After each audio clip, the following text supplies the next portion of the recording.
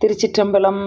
அன்பர்களே, இந்த பதிவில் திருப்பூவனம், மதுரையம்பதிக்கு அருகே இருக்கக்கூடிய திருப்பூவனம் என்கின்ற திருத்தலத்தினுடைய சிறப்பை நாம் பார்க்க இருக்கின்றோம். பழம்பதி என்று போற்றப்படுகின்ற பாண்டி நாட்டு திருத்தலங்களுள் ஒன்றாக சொல்லப்படுவது இந்த திருப்பூவனம் என்கின்ற திருத்தலம். வரலாற்று புகழ் பெற்றது.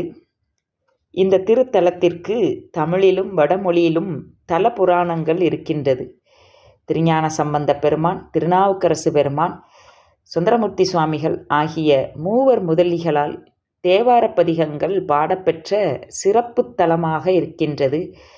பூவனம் அதனில் பொழிந்து இனிதி அருளி தூவனமேனி காட்டிய தொன்மையும் என்று மணிவாசகப் பெருமானாலும் பாடப்பெற்ற திருத்தலமாக இருக்கின்றது. திருவிசைப்பாவில் கருவூர் தேவராலும் புகழப்பெற்ற மாண்புமிக்க திருத்தலம் இந்த திருப்பூவனம். இத்தலத்தில்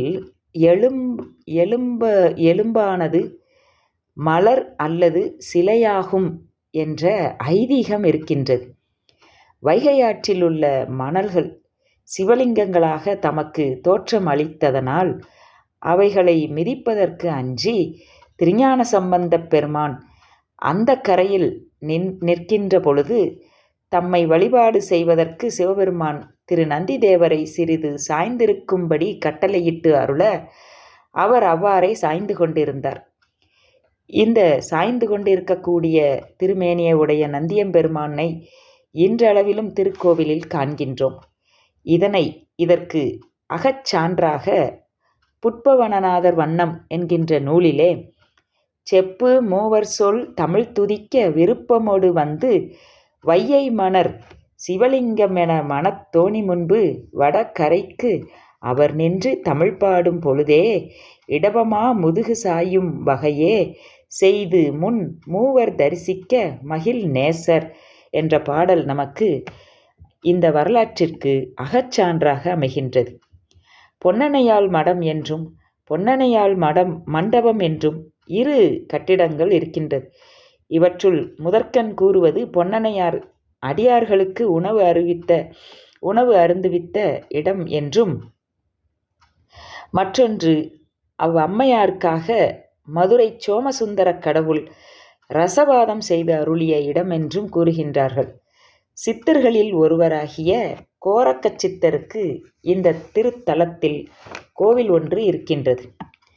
இந்த திருத்தலத்தினுடைய இறைவர் சிவபெருமானுடைய திருநாமங்கள் புட்பவனநாதர், பார்க்கரபுரீஸ்வரர், பிதிர்மோட்சபுரீசர், பிரம்மபுரீசர், இரகசிய சிதம்பரேசர், திருப்பூவனேசர், அடைவார் வினை தீர்ப்பவர் என்றெல்லாம் புகழப்படுகின்றது.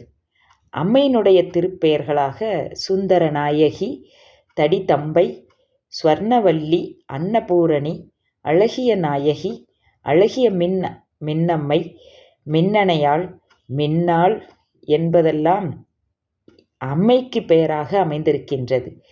இந்த திருத்தலத்தினுடைய தல விநாயகர்கள் கற்பக விநாயகர், மணிமந்திர விநாயகர், ஒட்டுக்கல் வெள்ளை விநாயகர். இங்கு எழுந்தருள் இருக்கக்கூடிய நடராஜ பெருமான், சௌந்தர நாயகர், அழகிய நாயகர், அழகுக்கு யாரும் ஒவ்வாதவர், பொன்னனையாளின் அன்பிற்கு இசைந்தவர் என்றெல்லாம் சொல்லப்படுகின்றது.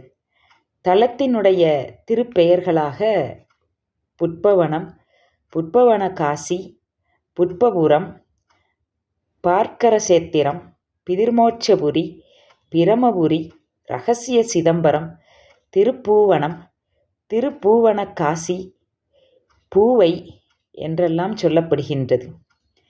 தீர்த்தங்கள் வைகை, மணிகர்ணிகை அல்லது மணிகுண்டம், தேவிகுண்டம், பாவநாசம், பிரமதீர்த்தம், லக்குமி தீர்த்தம், மார்க்கண்டேய தீர்த்தம், நலத்தீர்த்தம், விட்டுணு தீர்த்தம், வசிட்ட தீர்த்தம், இவ்வளவு தீர்த்தங்களை உடைய சிறப்புடைய திருத்தலமாகும்.